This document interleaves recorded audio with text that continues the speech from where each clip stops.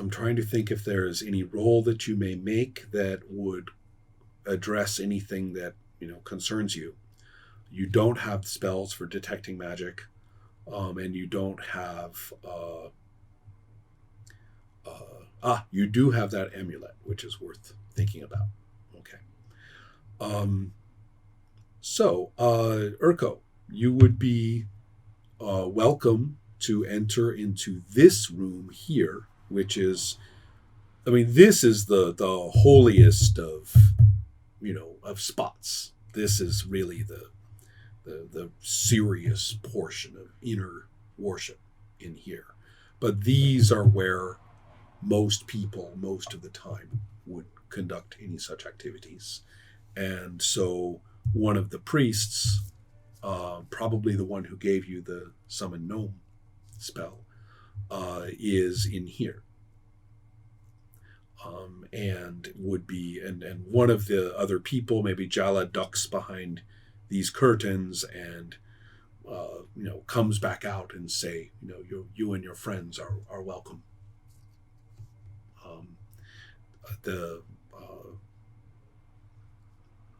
They're welcome to join me in the room. Yes, exactly. Welcome to come in here. So that's kind of a nice extension of courtesy in many ways. That's when people will notice, or you will notice, that Skava is down there with one foot on the first step, looking nervously at the walls. Okay, so I'll go and speak with Skava and see what's up. What's happening? I don't know. I don't really feel comfortable here. It's stuffy, and I don't know what are those runes. What do they mean? I don't know. They are a bunch of warding and guarding runes that would detect hostile intentions, like the detect enemy spell that Zord has. And they also have a powerful rune magic analysis of magical things that come through. And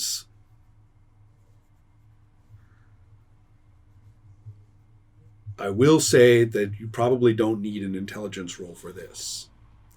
The amulet that she's wearing right now, or has, I don't know if you wear it. Yes. Yeah. The amulet that you have is of the Hawkseer cult. The Hawkseers are also part of the general pantheon.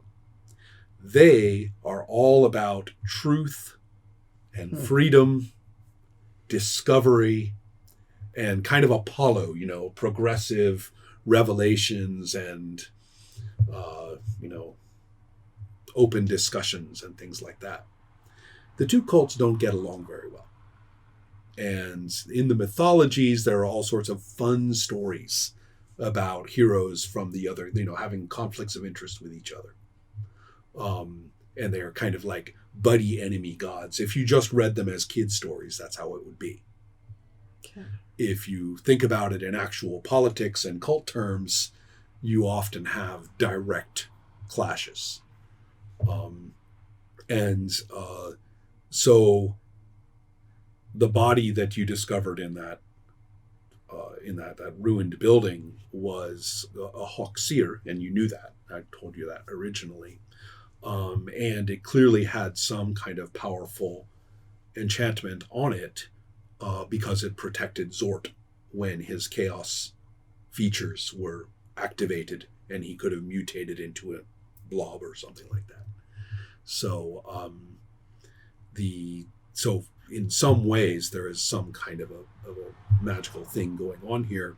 Well, that therefore is an enchanted item by, if not an enemy cult, at least a not necessarily friendly cult coming in.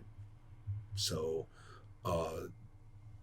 it doesn't really signify her as an enemy, but it is definitely something that these enchantments would pick up, and the priests would just know because of that. So this is the airport security scanner. Okay. equivalent of the building. I wear the amulet. I don't wear it open. I have it under my clothes. Ah, you do? Okay. And my question would be, am I really welcome here?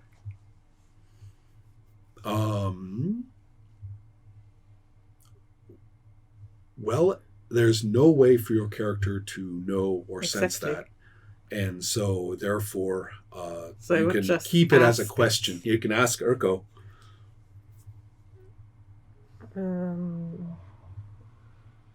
It's just a Has keepsake. Ergo Yeah. seen the amulet on sword? Yeah. Mm-hmm. Okay. Yeah, I've spoken highly of you, and you've been of great help. So, Well, I unless I know the character knows something that I don't Correct. know. There's no particular reason why this amulet would be considered hostile. There are people who would have opinions about this, but it's not going to tag her as an enemy. And you're right. I mean, your recommendation should override any such thing at this point. Yeah, so I would say you're safe. Yeah. You're I ignore that funny feeling Mhm, and right. follow with you. Okay. And so up here in this area, then, coming into this through this curtain, now in here, I think we are in. This is where the special effects budget begins to be used for the set. We've all been in museums and seen fascinating Egyptian or Mycenaean or Babylonian decorated areas, and they're pretty cool. So this is one of those.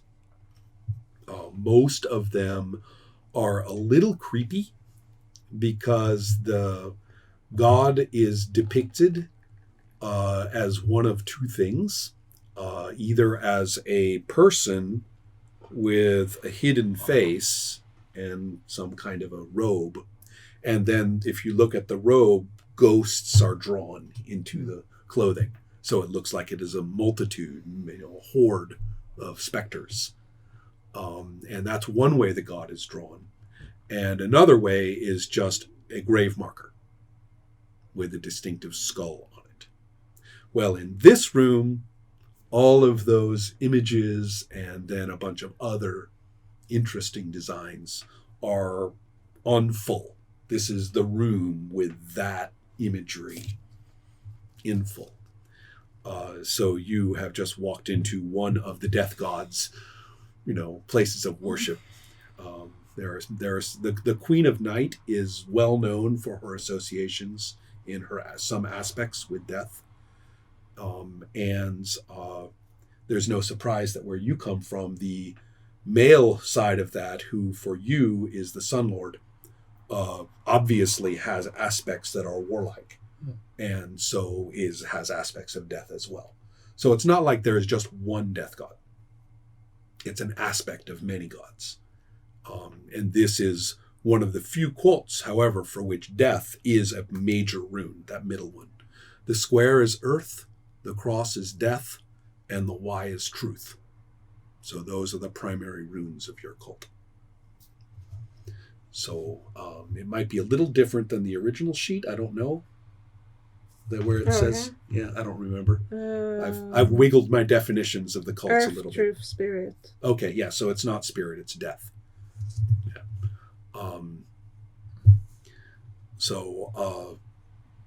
Yeah. In your case, you have a much nicer set of runes with, human, plant, and harmony, which is a whole different thing. The priest is Yulneth, so we have Jala, Yulneth, and Yulneth is ordinary looking as far as you're concerned, but very strange looking to people who are not used to it, because one of the interesting features of the priests of this cult is that they very slowly turn to stone. Hmm. So that although this person is a human being, he moves slowly, and his skin is definitely not looking normal anymore. There's statuesque elements and stone features to his skin. His face is not very expressive. And he's wearing heavy garments that are the same color as his skin. So he doesn't quite look like those actors who dress up as statues and stand around, and doesn't quite look as dramatically artificial as that. But you can tell, but the process has progressed since the last time you saw him. So, so that's what this fellow looks like. There are 2 other people in the room who are helping with some ritual. And the rituals, again, are not bloody or anything like that, but they are, in this case, the effect in the room is of a very, very profound silence, to the extent that I doubt anybody really wants to say something until it's obvious that the ritual is over. So, and aside from that, he seems like a man over 40 years old, and has, perhaps it's just being like turning into a statue, but he has a lot of presence.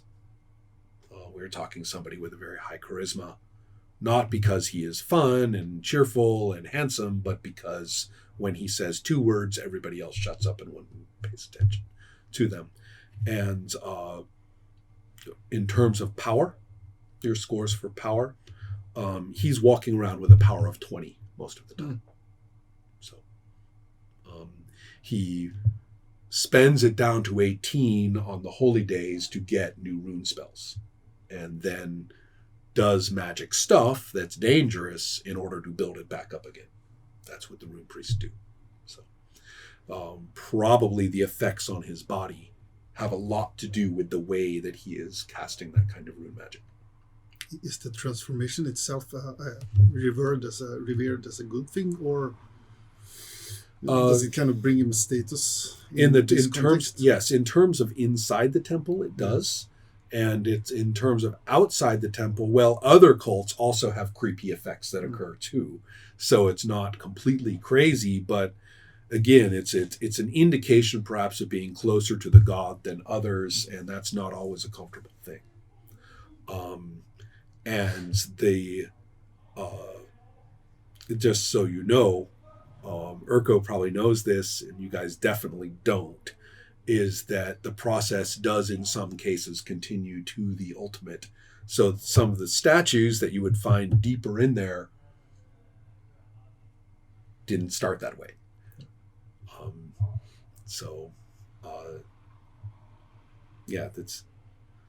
It's not something that people outside the temple really know. But if you were to go back there are statues, and a lot of them were former high priests. So, and that's kind of cool. I pat myself on the back. I made that up a few days ago. So let's see. You see, that's the trouble with RuneQuest. You get going and you start playing the cults, and then you have ideas, and then they give you this nice outline for how to fill in, a cult. And you start doing that, and then you have other ideas, and pretty soon you have like this cool adventure to play.